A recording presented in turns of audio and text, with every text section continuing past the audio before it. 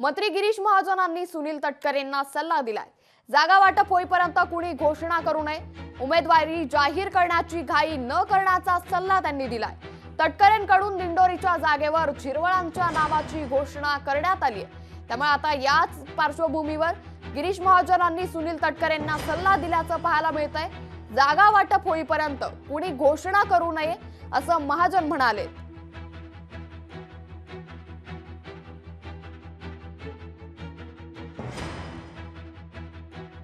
जागा वाटप होणारच आहे। हा मतदारसंघामध्ये दीर्घकाळ राष्ट्रवादी काँग्रेस पक्ष त्या ठिकाणी आहे। निर्मळ साहेब त्या ठिकाणी प्रतिनिधित्व करतात। पक्षाला जागा येईल असा विश्वास आहे आणि विश्वास झाल्यानंतर मग पक्षाचा उमेदवार कोण असावा हे आपण ठरवू शकतो। प्रदेशाध्यक्ष मी आहे आणि एकतर विधिमंडळाचं त्यांचं कामकाज आम्ही सर्वांनी पाहिलेलं आहे। त्या अर्थाने निवडणूक गेल्या वेळी लोकसभेच्या बाबतीमध्ये थोडंसं झालं होतं, शिवसेनेकडून नाशिकच्या जागेच्या बाबतीत झालेलं होतं।